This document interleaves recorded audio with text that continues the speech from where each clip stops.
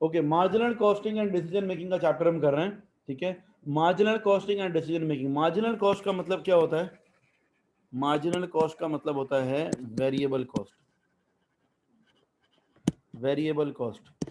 Absorption cost का मतलब क्या होता है? Full cost.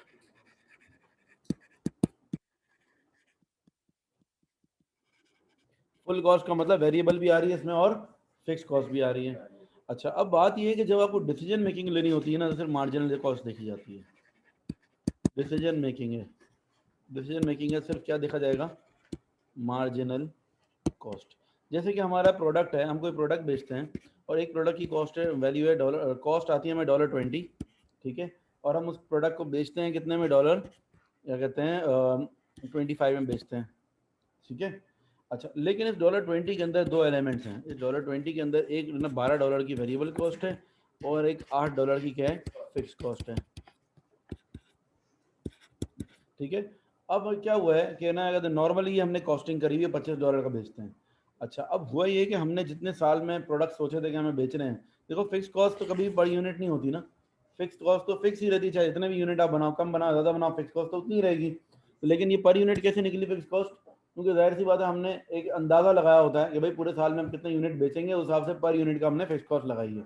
हमने सोचा हुआ है कि भाई हमारे पूरे साल की फिक्स कॉस्ट अगर 8,000 है और 1,000 यूनिट हम बेचेंगे, तो हर यूनिट के ऊपर फिक्स कॉस्ट कितनी लग गई? $8 की। ये 1,000 यूनिट हमने बेच दिए, अपनी फिक्स कॉस्ट भी रिकवर कर ली।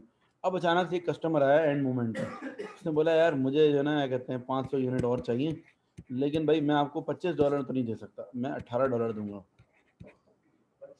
$25 का हम बेच रहे थे और उसने बोला $25 नहीं, मैं $18 में खरीदूंगा, लेकिन मैं वन शॉट अभी 500 यूनिट खरीदने को तैयार हूँ।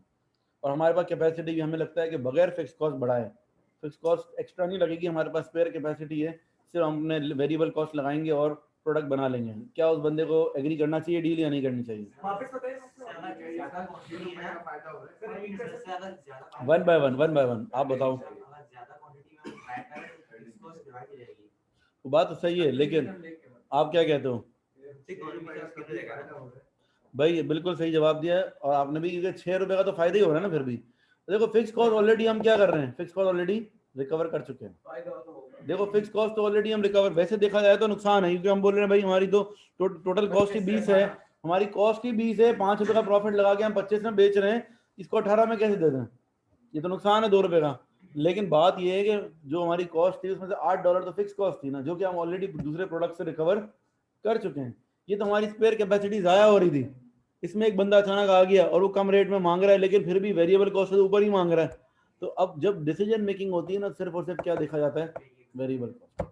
डिसीजन मेकिंग के टाइम पर फिक्स कॉस्ट को हम बिल्कुल ही इग्नोर कर देते हैं, ठीक है ना। इसकी मैं एक और एग्जांपल देता हूँ। एयरलाइन के अंदर आप देखो, एयरलाइन की टिकट्स होती हैं, ठीक है। अगर एक आपको जो है ना, कहते हैं कहीं कराची से इस्लामाबाद जाना है, मिसाल के तौर पर ₹10,000 की टिकट है नॉर्मली, ठीक है। अगर आप जो है ना बिल्कुल 11th आवर पे जाते हो, आप जाते हो वहाँ पर, देखा और कहते हैं वहाँ पर प्लेन खाली जा रहा है, अगर प्लेन में सीटें खाली हैं, अगर एंड मोमेंट पे प्लेन पूरा भरा हुआ है और एक दो सीट ही खाली हैं, तब तो वो रेट बढ़ा देते हैं कि एंड टाइम बंदा आया, मजबूर है, फंसा हुआ है, 10,000 की टिकट 20,000 में देंगे एंड टाइम पे। लेकिन अगर एंड टाइम पे ऐसा हो रहा है कि आधा प्लेन खाली पड़ा हुआ है, तो अब वो पता है क्या करेंगे? 10,000 की टिकट 5,000 में, 3,000 में भी दे देंगे। वो कहेंगे क्यों? आप जाओगे ना टिकट खरीदने, बोलेंगे सर ये प्लेन उड़ रहा है, अगर आप अभी इसी में बैठ जाते हैं, हम 3,000 में दे देंगे 10,000 की टिकट। क्यों? क्योंकि उनको पता है कि ये तो वरना ज़ाया ही होना है, ठीक है ना। इस बंदे के प्लेन में बैठने से हमारी वेरिएबल कॉस्ट कितनी बढ़ेगी? क्या बढ़ेगी वेरिएबल कॉस्ट? मतलब वेरिएबल कॉस्ट बढ़ेगी कोई प्लेन की? वो प्लेन वैसे ही खाली जा रहा था, फिक्स कॉस्ट है, फ्यूल तो उतना ही लगेगा, बंदे जितने ही बैठे, ठीक है, सारी फिक्स कॉस्ट है। वेरिएबल कॉस्ट उसको खाने का डब्बा देना है बस, वो एक एक्स्ट्रा कॉस्ट है, इसके अलावा तो कोई खर्चा नहीं है। क्या होगा? तो देखा जाए तो बोलेंगे 3,000 ही मिल रहे हैं और 300 रुपये खाना देना है, तो 2700 का फायदा ही है। तो क्या होगा? जब भी डिसीजन मेकिंग होती है ना, कोई इमरजेंसी डिसीजन लेना होता है आपको, तो उस वक्त आप सिर्फ और सिर्फ क्या देखते हो? Variable cost. उस वक्त फिक्स कॉस्ट नहीं देखते। मिसाल के तौर पे ये वासिफ ने एक पिकनिक ऑर्गेनाइज की, ठीक है, उसने सारा खर्चा लगाया, उसने बोला भाई तो पर बंदा ₹2,500 आ रहा है, सबको 2,500 बोले, सबने दे दिया। ये अशीर जो था ये चालाक था, इसने बोला मैं नहीं आ रहा। जब एंड टाइम पर जो है ना, जब उसने देखा कि भाई वासिफ ने सब लोगों को टिकट बेच दिया, अपने कॉस्ट रिकवर कर लिया, बस भर के जा रही है, बस चल रही है, उस टाइम पे आ गया वासिफ, मुझे भी ले ले यार, ₹1,000 है मेरे पास। तो ये क्या करेगा? बिठाएगा उसको? नहीं बिठाएगा, बिठा लेगा, ये बोलेगा भाई मेरा क्या जा रहा है, बोला फिर सारी कॉस्ट तो रिकवर हो चुकी है, सही है। अब क्या, अब इस क्या होगा, ज़्यादा ये थोड़ा सा खाना ही खा लेगा ना, तो इसके लिए खाने का डब्बा ₹300 का एक्स्ट्रा लेना पड़ेगा, बस बाकी 1000 रुपए से मिल रहे हैं, तो ये बस के ऊपर बिठाऊंगा सर। अब वो कुछ ना कुछ करके अगर अगर अगर जो 1-2 सीटें खाली हैं बस में ऐसे ही, तो ये बैठ जाएगा। अगर जगह है तो स्पेयर कैपेसिटी है सर। तो ये क्या होगा, मतलब हमें सिर्फ जब डिसीजन मेकिंग होती है ना, तो उस टाइम पे हमें सिर्फ वेरिएबल कॉस्ट देखनी चाहिए। जब हम वेरिएबल कॉस्ट क्या है कि भाई इसको बिठाने से कितनी कॉस्ट इंक्रीज होगी, अगर उससे ज्यादा पैसे दे रहा ही है तो उसको बिठा लो। मतलब फिक्स कॉस्ट तो वही है। मतलब जब आपको डिसीजन लेना होता है ना, तो आप ये देखते हो कि भाई इस प्रोडक्ट की वजह से मेरी वेरिएबल कॉस्ट कितनी बढ़ रही है। एक बस की फिक्स कॉस्ट क्या होगी? जितनी भी हो, फिक्स कॉस्ट ऑलरेडी बाकी लोगों से रिकवर हो चुकी है। फ्यूल है, बस का किराया है। एक बंदा और आएगा तो उसकी वेरिएबल कॉस्ट कितनी होगी? वेरिएबल कॉस्ट कितनी होगी वो देखेंगे बस हम ये देखेंगे जो एक बंदा और आ रहा है वो अगर अपनी वेरिएबल कॉस्ट से थोड़े पैसे ज़्यादा दे रहा है तो हम उसको रख लेंगे। ठीक है। अच्छा भाई, अब जरा देखते हैं, ये मैंने जनरल आपको एक आइडिया दिया कि भाई डिसीजन मेकिंग का। अच्छा, अब इसके अंदर question to question different scenarios आ रहे होंगे। हर क्वेश्चन में डिफरेंट सिनेरियो आ रहा होगा और आपको जो है कहते हैं वो सिनेरियो देख के जो है डिसीजन लेना है कि कौन सा आपके लिए ज़्यादा फायदेमंद है। अब जरा क्वेश्चन नंबर 1 देख लें हम जरा, इसका पास्ट पेपर्स निकालें सब। क्वेश्चन रीड करते हैं। Dixon, Alois Dixon of Dixon's Table Work anticipates that in 2009 he will be able to sell 10,000 tables at $1,100 each. However, his manager has already produced the following figures for 2009 based on factory's production of 8,000 tables. ठीक है, क्या बोला हुआ, इसने बोला भाई कि हम अभी सिर्फ 8,000 बना सकते हैं टेबल्स, लेकिन अगले साल की हमारी डिमांड क्योंकि बढ़ गई है और हमारे पास 10,000 यूनिट टेबल्स की डिमांड आने वाली है, तो अब ये 10,000 टेबल्स की डिमांड को कैसे पूरा करेंगे। We have two options. पहला ऑप्शन तो ये है कि 2,000 टेबल्स हम बाहर से खरीद लें कहीं से और अपनी डिमांड को कंप्लीट कर लें। पहला ऑप्शन क्या, ऑप्शन 1 क्या है, purchase 2,000 tables from another manufacturer at $920 each. दूसरे में क्या बोला हुआ है, lease new and improved machinery at a cost of 260,000 for the year. This would allow production of 10,000 tables per annum with no change in unit variable cost. This was previously under consideration and 40,000 has been spent on feasibility study. दूसरा option क्या है, एक नई machinery खरीद लो, उस machinery से क्या होगा 2,60,000 रुपये पर ईयर की हमारी कॉस्ट बढ़ जाएगी मशीन की। ठीक है, लेकिन वेरिएबल कॉस्ट हमारी वही रहेगी, लीज पे देनी उसको, और मतलब किराए पे लेंगे ना, लीज मतलब किराया देना है मशीन का, एक फिक्स कॉस्ट बढ़ जाएगी हमारी। और क्या कहते हैं, बोल रहे हैं it was previously under consideration and 40,000 has been spend on feasibility study, मतलब इस मशीन के बारे में मालूमात करने में और सब चीज़ों में 40,000 रुपये खर्च वो फिजिबिलिटी स्टडी में ही खर्च हो चुके हैं। अच्छा, अब ये तीसरा ऑप्शन क्या है, using the existing machinery introduce evening shift thus providing an additional 62,500 labour work. तीसरा ऑप्शन ये है कि लेबर से एक्स्ट्रा ओवर टाइम काम करवा के हम अपनी प्रोडक्शन को कंप्लीट कर लें। हो क्या रहा है, प्रॉब्लम क्या है कि 8,000 यूनिट्स पहले बन रहे थे हमारे पास और अब हमारे पास डिमांड कितने यूनिट्स की आ गई है, 10,000 की आ गई। अब बाकी 2,000 को हम कैसे पूरा करेंगे, उसके लिए हमारे पास डिफरेंट ऑप्शन हैं। आते हैं पूरी डिटेल पे, अभी सिर्फ सिनेरियो पढ़ रहे हैं, अब क्वेश्चन सॉल्व करने पे आएंगे हम। अच्छा, अब क्या बोला हुआ है तीसरे में, wages rate for this shift is 15% increase करना है वेज रेट को, और also additional staff would needed to be trained for 50,000।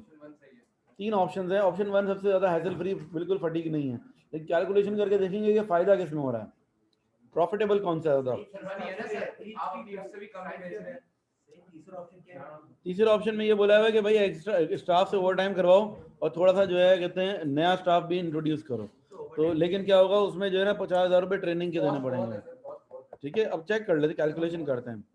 अच्छा भाई, सबसे पहले आपको क्या करना है पार्ट ए में, सबसे पहले करना है calculate the original unit contribution. Calculate the original unit contribution, पहले तो कॉन्ट्रीब्यूशन निकालना है हमें। ठीक है, तो कॉन्ट्रीब्यूशन का फॉर्मूला क्या होता है, selling price minus variable cost. अब जरा मेरे साथ साथ सॉल्व करते जाएं सब। सेलिंग प्राइस कितनी है हमारी, 1100। या एक काम करते हैं, ये पूरा में जो दिया हुआ है, ये पूरा का पूरा में जो दिया हुआ है क्या कहते हैं सेल्स दी है, सेलिंग प्राइस पर यूनिट नहीं दी हुई है, या सबको 8,000 से डिवाइड करना पड़ेगा या फिर फाइनली डिवाइड। एक काम करते हैं ना, इस पैसे लिख देते हैं, सेल्स लिख लेते हैं, टोटल कंट्रीब्यूशन पे divide by number of units कर लेंगे। ये सेल्स है less variable cost. Variable cost में क्या आएगा, डायरेक्ट मटेरियल, डायरेक्ट लेबर और वेरिएबल प्रोडक्शन ओवरहेड्स।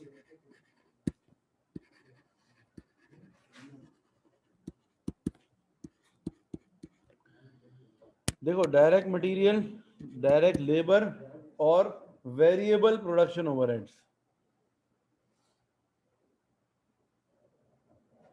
ठीक है।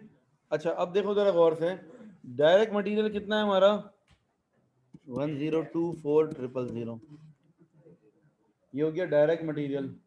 उसके बाद है डायरेक्ट लेबर, डायरेक्ट लेबर कितना है 500000। फिर वेरिएबल प्रोडक्शन ओवरहेड, ये जो आपको दिए हुए ये क्या दिए हुए, प्रोडक्शन ओवरहेड खाली लिखा हुआ है, वेरिएबल या फिक्स ये नहीं बताया हुआ। और नीचे तरह देखो all overhead are 50% fix and 50% variable, इसका मतलब है इसमें से आधे जो है वो वेरिएबल होंगे।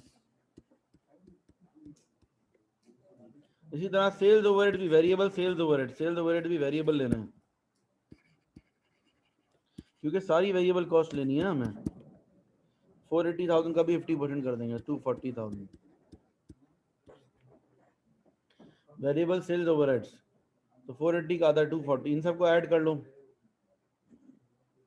सर ये मार्जिनल कॉस्टिंग का वही ना शुरू में जो होता है हम लोग करते थे वैसे ही जी उसी तरह का है। अच्छा भाई अब जरा ये टोटल करो सारे, 1024 5000 नंबर ऑफ यूनिट से डिवाइड कर देंगे तो आपको आ जाएगा कंट्रीब्यूशन पर यूनिट। रेट क्या है एक का, एक टेबल का सर, एक टेबल का रेट क्या है? सबर कंट्रीब्यूशन पर यूनिट कितना आ गया? क्यों भाई डिवाइड कर रहे हो ऊपर, कैसी बातें कर रहे हो, उल्टा के रटे लगाओगे तुम ये सोचो तो सही, पिछले चैप्टर में बेवकूफ ये कर क्या रहे थे हम, वो कंट्रीब्यूशन पर यूनिट था और टोटल निकालना था। अब हम रिवर्स जा रहे हैं, टोटल कंट्रीब्यूशन दिया हुआ है, कंट्रीब्यूशन पर यूनिट निकालना है। खुद सोचोगे यार, मल्टीप्लाई बाय 8000 करेंगे तो एक यूनिट का इतना कंट्रीब्यूशन आएगा। कैसी बातें कर रहे हो, बताओ आंसर।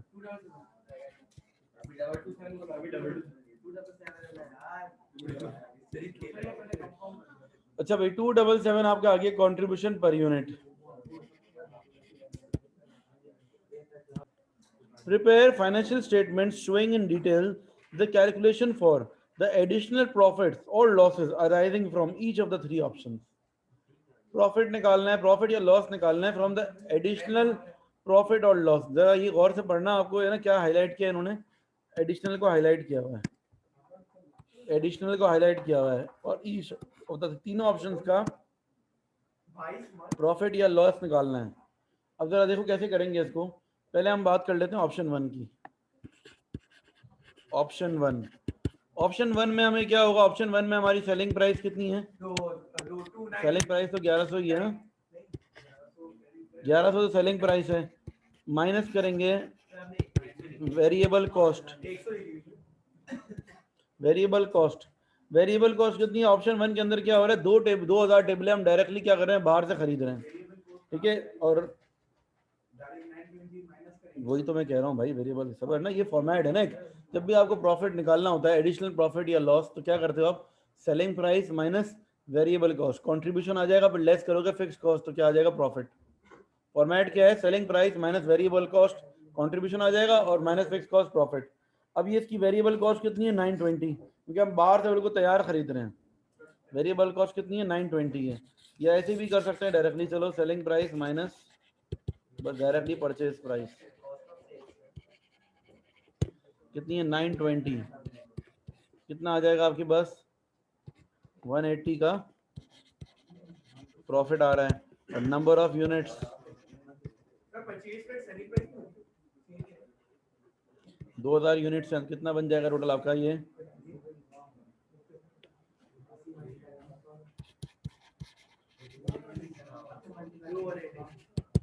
कितना आ रहा है 180 मल्टीप्लाई बाय 2000, 360,000 हो जाएगा।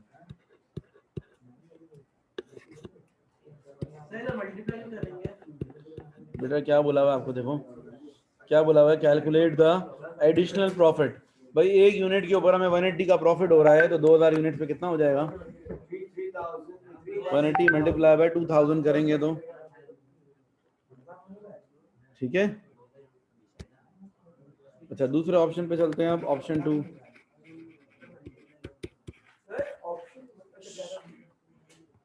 ऑप्शन 1 में क्या है कि भाई बाहर से हम जो है 2000 टेबलें खरीद रहे हैं, ठीक है, और एक टेबल कितने की पड़ रही है हमें 920 की। अच्छा भाई नेक्स्ट है option 2, lease new and improve machinery at a cost of 260,000 a year. अब ऑप्शन 2 में क्या हो रहा है, हमारी फिक्स कॉस्ट बढ़ जाएगी, कितनी हो जाएगी, एडिशनल फिक्स कॉस्ट भी आ जाएगी हमारे ऊपर कितनी, 260,000। अच्छा आपने एक बात गौर की कि मैंने जब ऑप्शन 1 के अंदर पुरानी वाली फिक्स कॉस्ट नहीं ली, क्यों? क्योंकि हमें सिर्फ एडिशनल के ऊपर काम करना है। इन्होंने बोला हुआ है कि एडिशनल प्रॉफिट और लॉस निकालना है। एडिशनल प्रॉफिट मतलब यानी कि एडिशनल प्रॉफिट निकालने का तरीका क्या, additional revenue minus additional cost. Extra revenue कितना आया उसमें से क्या करेंगे, माइनस एक्स्ट्रा जो कॉस्ट लग रही है। एक्स्ट्रा रेवेन्यू मेरे पास कितना आया भाई, 1100 यूनिट बेच रहा हूँ और एक यूनिट कितने का है, सॉरी 1100 का एक यूनिट बेच रहा हूँ और मैं नंबर ऑफ यूनिट कितने बेच रहा हूँ, 2000। तो मतलब ये एडिशनल रेवेन्यू मैंने वैसे पर यूनिट निकाल के मल्टीप्लाई बाद में 2000 से कर दिया, लेकिन पहले भी कर सकता था।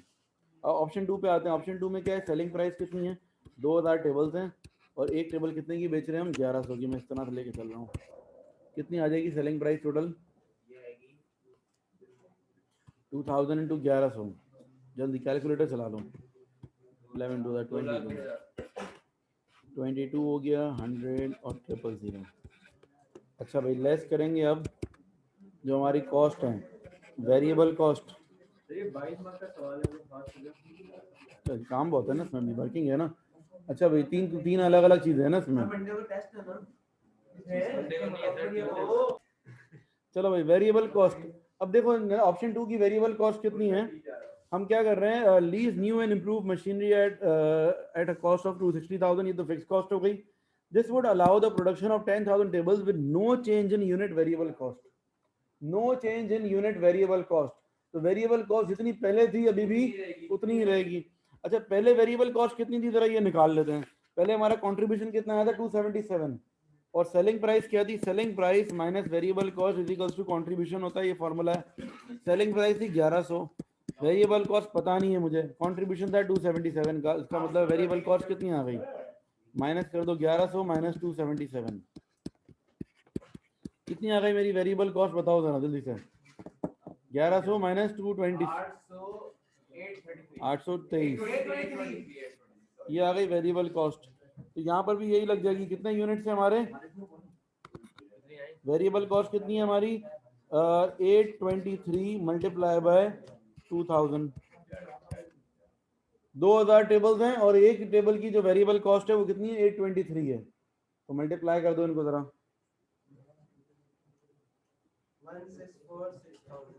164,600 ऐसे बताया करो, माइनस कर देंगे तो ये आ जाएगा कंट्रीब्यूशन।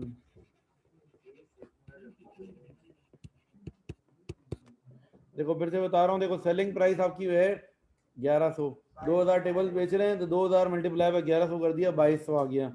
अब लेस करेंगे वेरिएबल कॉस्ट, वेरिएबल कॉस्ट में क्या आएगा, आपकी वेरिएबल कॉस्ट रिमेन अनचेंज्ड है, जो पहले थी वही है। तो पहले वाली वेरिएबल कॉस्ट मैंने यहाँ से कैलकुलेट कर ली, कैसे कैलकुलेट की, कंट्रीब्यूशन आया था 277, सेलिंग प्राइस 1100 है, तो selling price minus variable cost क्या होता है, कंट्रीब्यूशन। तो यानी कि वेरिएबल कॉस्ट कितनी आ गई आपकी, 823। अब यहाँ पर पुट कर देंगे इसको, 823 मल्टीप्लाई बाय 2000, माइनस करोगे तो हाँ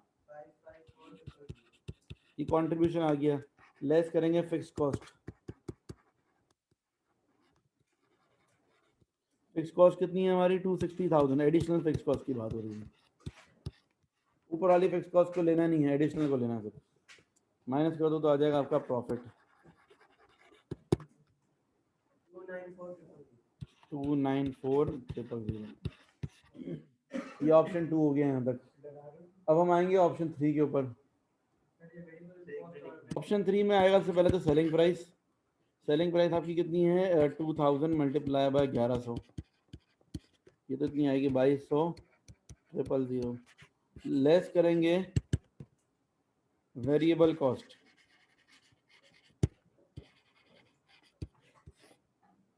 अच्छा भाई अब वेरिएबल कॉस्ट क्या क्या होगी ऑप्शन 3 में, जरा वेरिएबल कॉस्ट के बारे में देखते हैं। Using the existing machinery introduce an evening shift providing 62,500 additional labor hours. Wage rate for this shift would have to be increased by 15% to take into account unsocial hours to be worked. The staff also needs to be trained. अब ये 50,000 तो fix cost हो गई इसकी, और क्या आ गई variable cost, पुरानी वाली तो सारी की सारी लगेगी लगेगी, लेकिन एक एक्स्ट्रा वेरिएबल कॉस्ट कौन सी आ गई आपके पास कि है ना, स्टाफ को पैसे थोड़े ओवर टाइम के देना है। तो आपके पास वेरिएबल कॉस्ट के अंदर एक तो आएगा क्या कहते हैं, पहले से जो वेरिएबल कॉस्ट थी, मैं इस तरह से कर लूंगा, selling price minus variable cost कितनी है, वैसे तो 823 थी ना, वो तो आएगी ही आएगी, मल्टीप्लाई करो कितना हो जाएगा ये, वही वाला 1646000। लेकिन एक और आ जाएगा आपके पास ओवर टाइम पेमेंट। स्टाफ को हम ओवर टाइम की पेमेंट कर रहे हैं। अब ओवर टाइम की पेमेंट कितनी होगी, दैट इज इंपॉर्टेंट। अच्छा भाई, तीसरा आपके पास है कि 15% जो है आप इंक्रीज कर रहे हो उसके अंदर, ठीक है ना, एडिशनल 62,500 आवर्स लगेंगे। अब देखो डायरेक्ट जो है क्या कहते हैं हो क्या रहा है, यहाँ पे बताया हुआ आपको कि डायरेक्ट वेजेस जो हैं ये 5 मिलियन की जो डायरेक्ट वेजेस हैं कितने आवर्स के लिए, ये 2.5 लाख आवर्स के लिए। इनको जरा डिवाइड करो। अब देखो ये है आपका 5,000,000 डिवाइडेड बाय 250,000, $20 पर आवर आ रहा है, ठीक है ना, $20 आ रहा है आपका पर आवर। अच्छा जरा खामोश प्लीज, $20 पर आवर आ रहा है। और आपको यहाँ पर क्या बोला हुआ है, क्या कहते हैं कि ओवर टाइम काम करवा रहे हैं हम स्टाफ से। ओवर टाइम जो काम करवा रहे हैं जरा ये रीड करो गौर से। Using existing machine introduce an evening shift thus providing an additional 62,500 labour hours. जो इवनिंग शिफ्ट में लोग काम कर रहे हैं वो कितना काम कर रहे हैं, 62,500 ओवर टाइम काम कर रहे हैं। उनको हम क्या देंगे, 15% का एक्स्ट्रा अमाउंट। तो अब एक बात बताओ, $20 का इनका पर आवर का रेट है, ठीक है, और ये 62,500 एक्स्ट्रा काम कर रहे हैं। 62,500 मल्टीप्लाई बाय $20 मल्टीप्लाई बाय 15%, क्योंकि इनकी जो नॉर्मल पेमेंट है वो तो वेरिएबल कॉस्ट में शामिल है। इनकी जो नॉर्मल पेमेंट है जो वो तो 823 जो हमने पर यूनिट निकाला है, वेरिएबल कॉस्ट में डायरेक्ट लेबर भी शामिल है। हमें सिर्फ क्या चाहिए, जो उनको एक्स्ट्रा पेमेंट कर रहे हैं, एक्स्ट्रा ओवर टाइम की। ओवर टाइम का देखो अक्सर रेट ज़्यादा होता है। अगर आप सोचोगे एक इलेक्ट्रिशियन प्लम्बर भी अगर आप आम दिन में बुलाते हो 500 रुपये लेता है, संडे के दिन बुलाओगे 1000 रुपये लेगा। क्यों, क्योंकि जाहिर सी बात है संडे के दिन जो है दुकानें कम खुली होती हैं, और जो दुकानदार भी संडे के दिन खुला होता है महंगा सामान बेचता है। जो एम्प्लॉय भी कोई सर्विस देने के लिए संडे के दिन आएगा, ईद वाले दिन किसी बुलाओ प्लम्बर को, वो आपसे 500 के 2,000 3,000 रुपये लेगा। क्यों, क्योंकि वो अपने सोशल आवर्स जो हैं वो ख़राब कर रहा है, वो अपने फैमिली टाइम को कुर्बान करके आ रहा है, उसको एक्स्ट्रा पेमेंट करनी पड़ेगी। ओवर टाइम का रेट हमेशा नॉर्मल रेट से थोड़ा ज़्यादा होता है, तो 15% एक्स्ट्रा देना पड़ेगा। बताओ कितना बन रही है, कितना, ये भी आएंगे इस पर। ये क्या आ रहा है, 187500 मल्टीप्लाई 15%। देखो बात ये 62,500 आवर्स हैं, ठीक है, और मतलब इसके ऊपर जो है 15% उनको मिल रहा है। 62,500 आवर्स हैं, और एक आवर जो है वो कितने का है, $20 का है। मल्टीप्लाई 0.15 इसलिए कर रहे हैं कि ये मेरे पास वो वैल्यू आ रही है कि इतना एक्स्ट्रा देना पड़ेगा इनको। जो उनका रेगुलर पेमेंट है, ओरिजिनल पेमेंट जो है वो तो ऑलरेडी ये 823 में शामिल है, जो वेरिएबल कॉस्ट में शामिल है। ये ओवर टाइम की पेमेंट है सिर्फ। 115% इसीलिए नहीं किया क्योंकि 823 के अंदर 100% ऑलरेडी शामिल है, जो डायरेक्ट वेजेस भी तो शामिल है ना इसके अंदर। जो हमने पर यूनिट की कॉस्ट निकाली है उसमें डायरेक्ट लेबर भी शामिल है। ये एक्स्ट्रा पेमेंट सिर्फ लिख रहे हैं हम। अच्छा लेकिन एक और चीज़ है, अच्छा इनको माइनस कर दो तो कितना आएगा, ये 1875 सही है। इसमें ऐसा नहीं है ना कि पहले जो हमने एक्स्ट्रा भरने वो लिखे और उसके बाद 50% लगा के नहीं करना है ऐसा। रीजन पता है क्या है कि देखो ये 62,500 आवर्स के ऊपर पहले ओरिजिनल अमाउंट नहीं लगाना, सिर्फ 15% ही लगाना है। रीजन ये है कि उसकी जो ओरिजिनल अमाउंट है, जो 100% है, जो उसकी $20 का जो रेट है वो ऑलरेडी इसमें 823 में इंक्लूडेड है। जो ऊपर 823 हमने निकाला है उसमें डायरेक्ट लेबर भी तो शामिल है ना उसके अंदर, ठीक है। तो बस ये माइनस करना है आपको। 2200 माइनस 1646 माइनस 187.5 366 चेक कर लेना, यही होगा। 366,500 आ गया कंट्रीब्यूशन, और फिर माइनस करेंगे फिक्स कॉस्ट। फिक्स कॉस्ट क्या है, लेबर की ट्रेनिंग है, ट्रेनिंग के 50,000 है fix cost.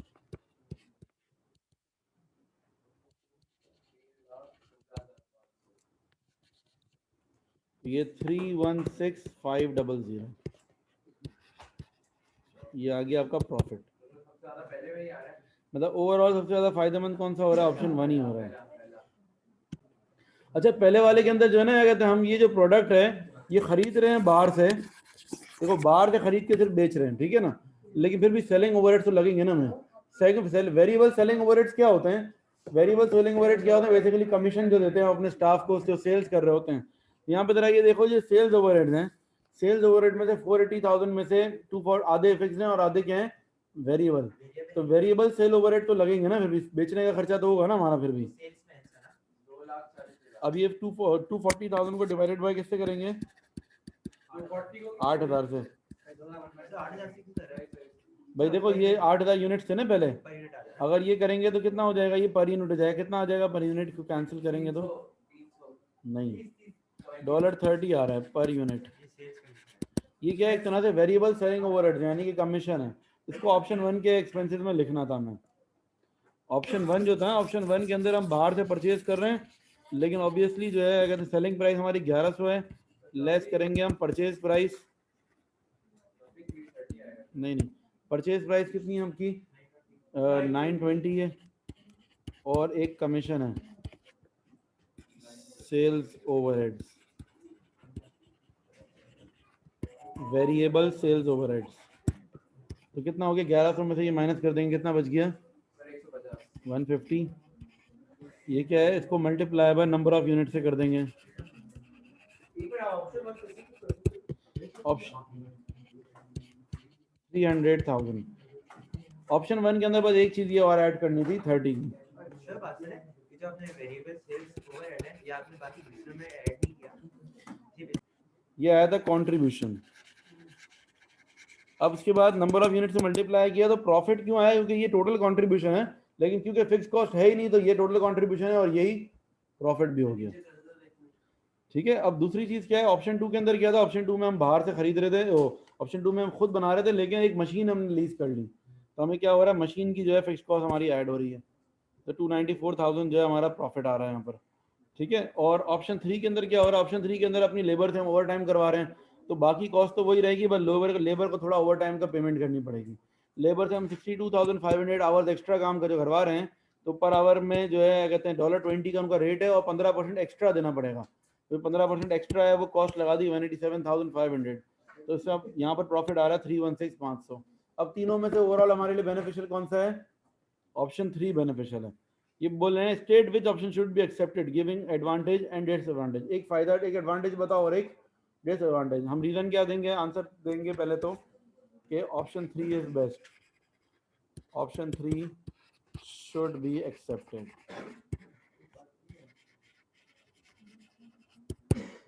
Option 3 should be accepted. Advantage क्या है इसका? एडवांटेज क्या है इसका? आपको ना उधार में कुछ देना नहीं पड़ेगा ना आपके लिए। देखो, एक एडवांटेज तो इसका ये है कि प्रॉफिट ज्यादा आ रहा है, प्रॉफिट इज मोर। लेकिन डिसएडवांटेज क्या है? भाई डिसएडवांटेज इसका ऑप्शन 3 का ये है कि स्टाफ को ओवर टाइम कराएंगे तो डीमोटिवेट होगा स्टाफ। फिर भी ना डीमोटिवेट होगा, क्वालिटी गिराएगा भाई।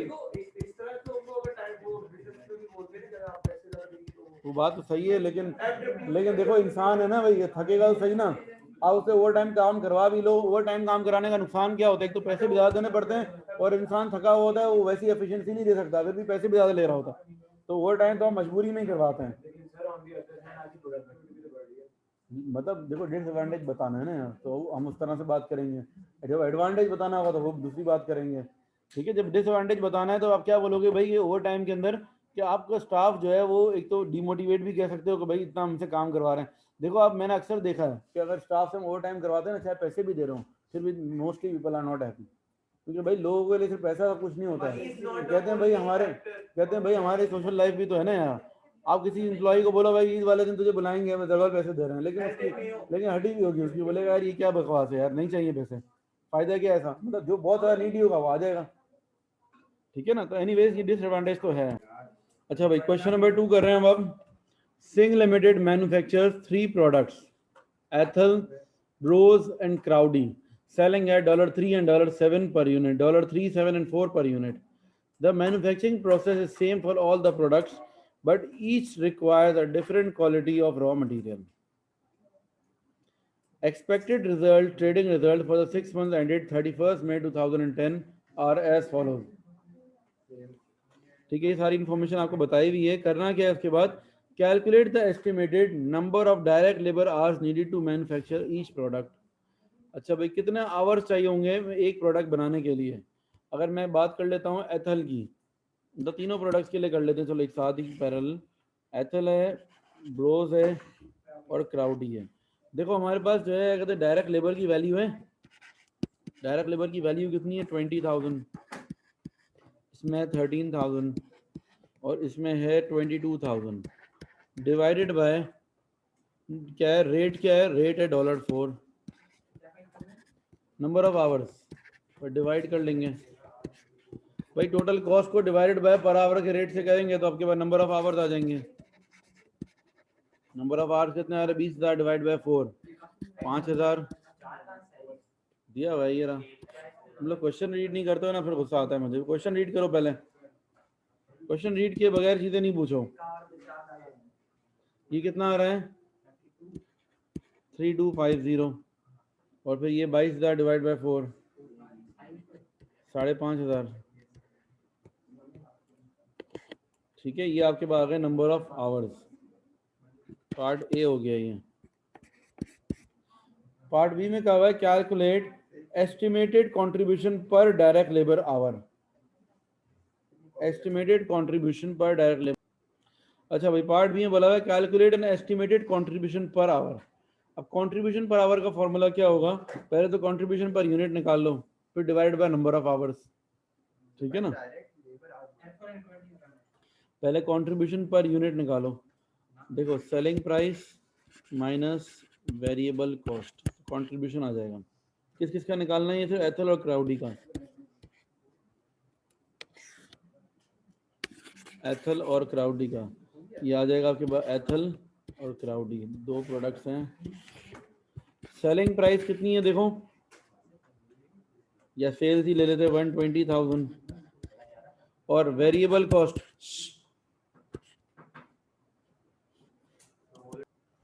अच्छा भाई सेलिंग प्राइस में से वेरिएबल कॉस्ट माइनस कर देंगे। वेरिएबल कॉस्ट में आएगा डायरेक्ट मटेरियल, डायरेक्ट लेबर और वेबल के, ये दिया भाई है। ये रहा, ये कंट्रीब्यूशन, ये 108 इन तीनों को प्लस करने से आ रहा है 48 और 20, 48, 58, 68, 108 आ रहा है। ठीक है, वेरिएबल कॉस्ट आपको दिया हुआ है टोटल 108।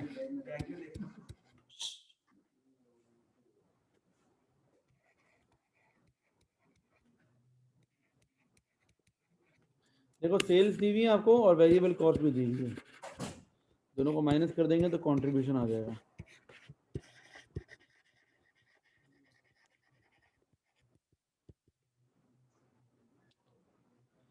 अच्छा भाई, सेल्स में से माइनस कर देंगे वेरिएबल कॉस्ट तो आ जाएगा आपका कंट्रीब्यूशन।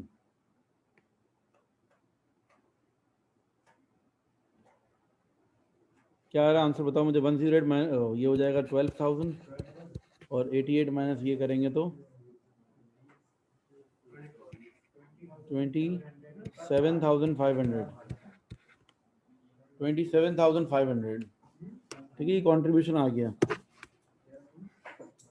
निकालें ओवरऑल ईच प्रोडक्ट के चाहिए हमें एक प्रोडक्ट बनाने के लिए, मतलब कितने यूनिट्स हमने बनाए हैं तो पता चलेगा एक यूनिट पे कितने आवर्स लग रहे हैं। टोटल आवर्स 5,000 आवर्स लग रहे हैं, ठीक है, लेकिन एक प्रोडक्ट के ऊपर कितने लगेंगे, कैसे निकलेगा ये। अब एक बात बताओ, मैं प्रोडक्ट बना कितने रहा हूँ।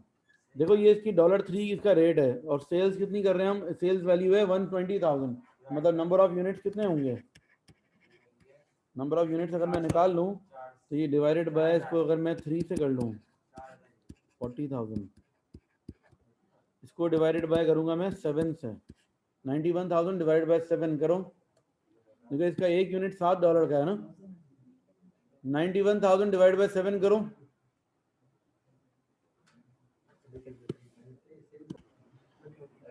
अच्छा भाई, तो ये आपके पास नंबर ऑफ यूनिट्स आ गए। ठीक है, इसको डिवाइड करना पड़ेगा यहाँ पर ताकि आपके पास पता चले कि कितने आवर्स आपको लग रहे हैं एक यूनिट को बनाने के लिए। Calculate the estimated number of direct labour hour needed to manufacture each product and in total, दोनों बातें करनी है। ये टोटल आवर्स तो मैंने निकाल लिए, लेकिन ईच प्रोडक्ट के भी चाहिए आपको।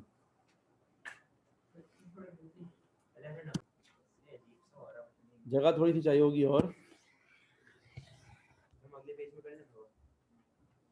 मैं तो नीचे कर लेता हूँ, आप लोग अंदर अगले पेज पे कर लो। ठीक है ना, each product and in total.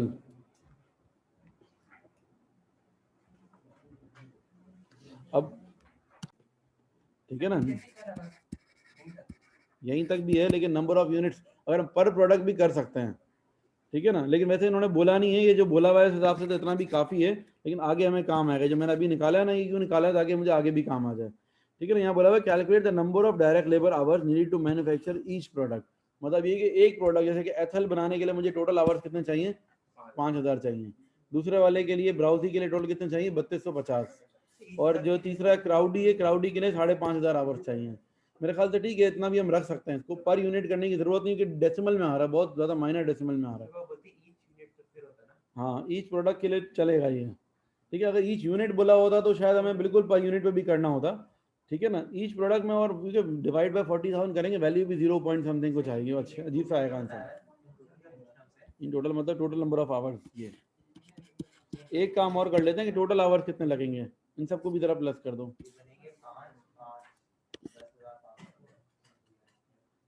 5 से 5.5 कितने हो गए, 10,500 और 3250। ठीक है, ये तो ओके है।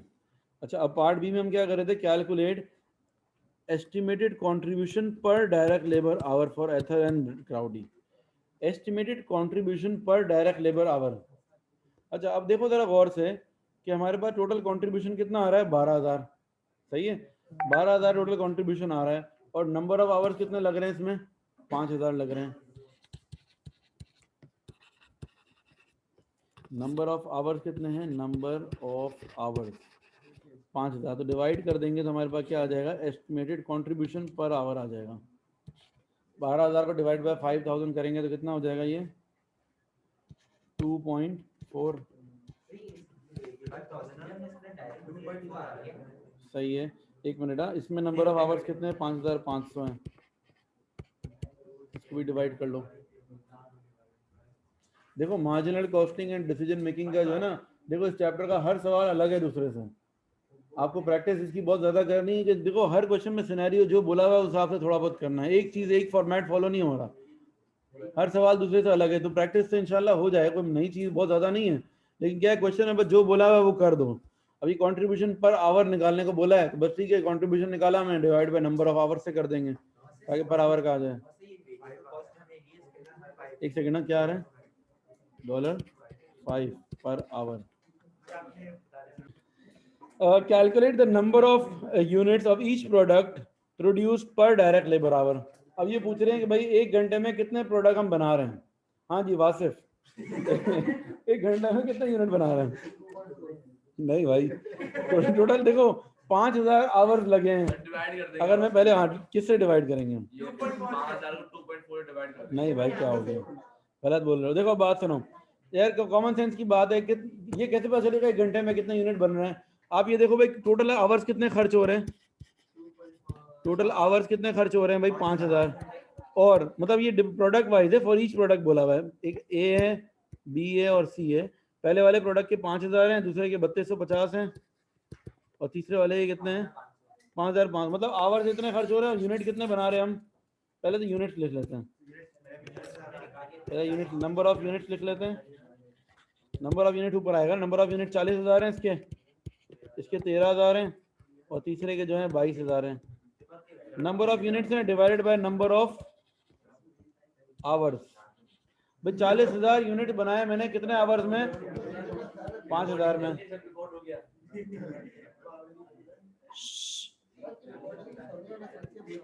जरा पानी भी आ रहा है, जरा पानी भी आ रहा है। अच्छा भाई यहाँ देखो, खामोश जाओ। 40,000 डिवाइडेड बाय 5,000 तो कितना आ गया, $8। फिर 13,000 डिवाइड, मतलब 13,000 मेरे टोटल जो है वो हैं यूनिट्स हैं, और कितने आवर्स में बन रहे हैं, 3250 आवर्स में बन रहे हैं। मतलब 1 घंटे में कितना यूनिट बना, ये निकल जाएगा। डॉलर, ये कितना आ रहा है, सॉरी डॉलर नहीं है ये क्या आ रहा है, ये 8 per hour, 4 per hour.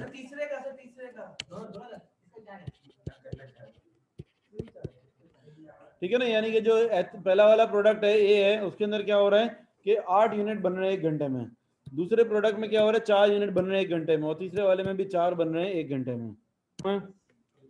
Part D, management has decided to cease production of bros with effect from 1st June 2010. State why management has to take this action. क्या ब्रोज में हमें लॉस हो रहा था क्या? ब्रोज के अंदर क्या आ रहा था जरा चेक करो, अगर इसकी जो सेलिंग प्राइस है माइनस कंट्रीब्यूशन कितना आ रहा था ब्रोज का? ब्रोज की सेलिंग प्राइस सेल्स है 91,000 और इसके बाद माइनस करेंगे 104, यानी कि ब्रोज में तो हमारा कंट्रीब्यूशन ही नेगेटिव आ रहा है। जिस प्रोडक्ट का कंट्रीब्यूशन नेगेटिव आता है उसको क्या करते हैं, घर से निकाल देते हैं। ठीक है, जिसका कंट्रीब्यूशन नेगेटिव आता है, कंट्रीब्यूशन अगर नेगेटिव आ गया मतलब तो आप क्या बोलोगे, D K Bros has a negative contribution.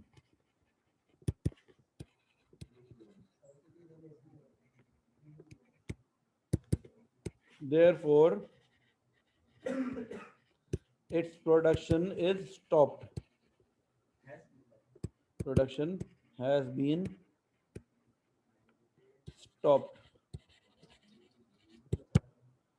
अच्छा भाई, पार्ट ई पर आ जाते हैं अब।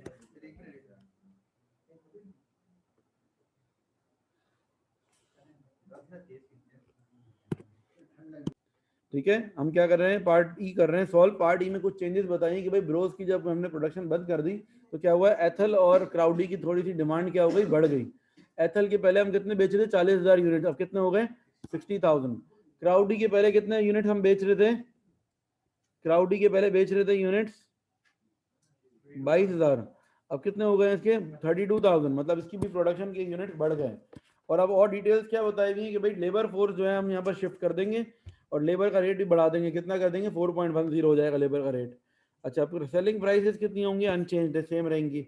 डायरेक्ट मटेरियल की कॉस्ट अनचेंज्ड है। Ratio of variable overhead to selling price will be unchanged. The fixed cost will increase by 10%। तो अब इसको सॉल्व करते हैं।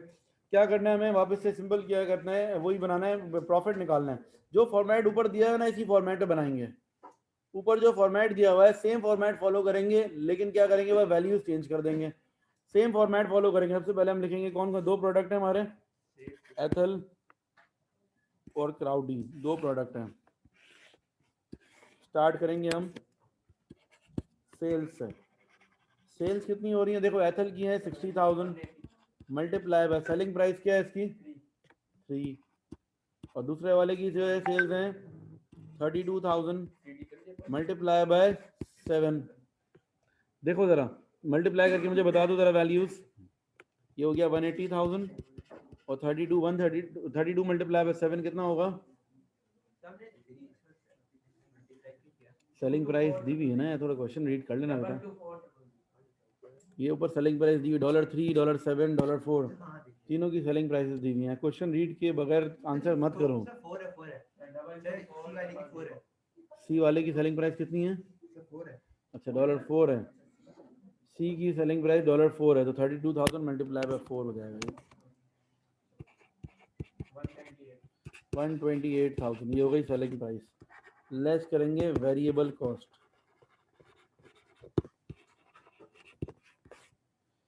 टोटल कॉलम भी बना लेंगे आगे।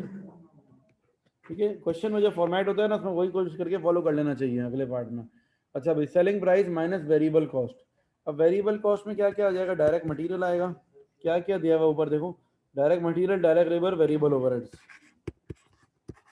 वेरिएबल ओवरहेड्स, डायरेक्ट मटेरियल का क्या बोला हुआ, direct material cost per unit will be unchanged, cost per unit will be unchange. अब डायरेक्ट मटेरियल की कॉस्ट थी कितनी मेरी 48,000, 48,000 की कॉस्ट थी कितने यूनिट्स के लिए, 40,000 यूनिट्स के लिए, तो पर यूनिट का निकालो पहले।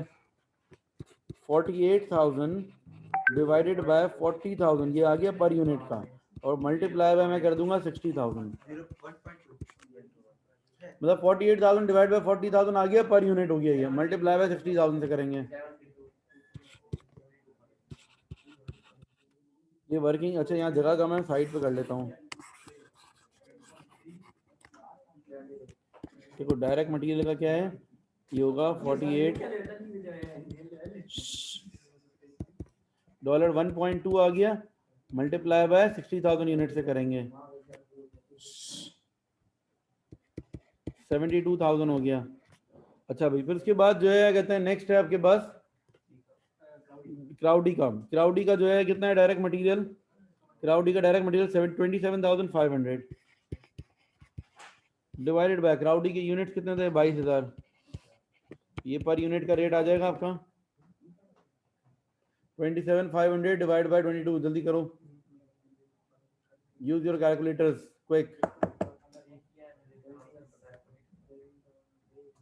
27,500 डिवाइडेड बाय 22,000 1.25 यानी कि मल्टीप्लाइड बाय किससे कर देंगे, कितने यूनिट्स हैं 32,000 यूनिट्स हैं।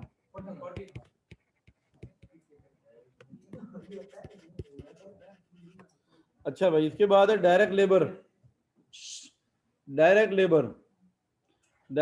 के बारे में क्या बताया, रेट इसका 4.1 हो गया है, और आपको ये पता है कि 1 घंटे में कितने यूनिट हम बनाते हैं, यहाँ पर देखो 1 घंटे में बना रहे थे 8 यूनिट इसके। तो अब मुझे जो है कहते हैं कितने यूनिट बनाने हैं अभी 60,000, तो 60,000 को डिवाइड बाई 8 से कर दूंगा, 60,000 डिवाइडेड बाई 8 मल्टीप्लाइड बाय कितने यूनिट बनाने हैं हमको, पर यूनिट का रेट है 4.1, यहाँ कर देना, जगह कमी पड़ जाएगी, इधर ही कर लेता हूँ। डायरेक्ट लेबर की working 60,000 divided by 8 multiplied by 4.1,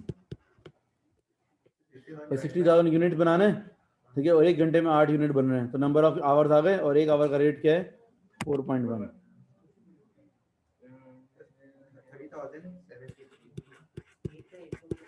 1 घंटे में 8 यूनिट बन रहे हैं ना, 60,000 को मैं डिवाइड बाय 8 कर रहा हूँ, तो मेरे पास आ रहा है कि भाई कितने आवर्स चाहिए होंगे, और मल्टीप्लाई बाय 1 आवर के रेट से कर देंगे। 32,000 यूनिट हम बना रहे हैं, और 1 घंटे में 4 यूनिट बनते हैं, मल्टीप्लाइड बाय 4.1 पर यूनिट का रेट है, पर आवर का रेट है। आंसर बताओ क्या आ रहा है, 32,000 डिवाइड बाय 4 तो 8,000 हो गया इंटू 4.1,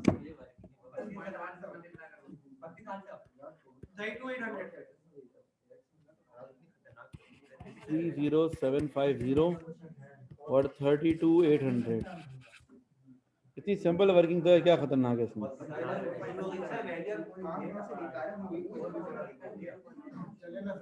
अच्छा भाई, वेरिएबल ओवरहेड के बारे में क्या फरमाया गया, जरा देखें। The ratio of variable overheads to selling price for each product will be unchanged. जो वेरिएबल ओवरहेड्स है उसका रेशियो जो है सेलिंग प्राइस के मुकाबले में अनचेंज्ड है, तो सेलिंग प्राइस भी हमारी सेम ही है ना, तो हम एक काम करते हैं, बस वेरिएबल ओवरहेड ये कर लेते हैं, ये कितने के, ये 40,000 है, कितने यूनिट्स के लिए, वेरिएबल ओवरहेड जो है वो आपका 40,000 है, और आपकी जो है सेलिंग प्राइस कितनी है, सेल्स कितनी है 1,20,000, मतलब 1/3 का रेशियो है, कितना आ गया, ये 1/3 का रेशियो है ना, और variable overhead to selling price का रेशियो बोला है इन्होंने, तो सेम रहेगा। तो अब ये क्या करेंगे, 60,000 पे भी 1/3 लगा देंगे, मतलब 180,000 पर। देखो क्या बोला है, the variable overhead to sales selling price is unchanged. अब वेरिएबल ओवरहेड का जो रेशियो सेलिंग प्राइस के साथ था वही रहेगा वापस। अब वेरिएबल ओवरहेड पहले कितने के थे 40,000, और सेल्स कितनी है हमारी 120, मतलब 1/3 का, मतलब इसका 1/3 जो है वो वेरिएबल ओवरहेड है ना, तो यहाँ पर भी यही होगा, 180 का भी 1/3 60,000 हो जाएगा ये।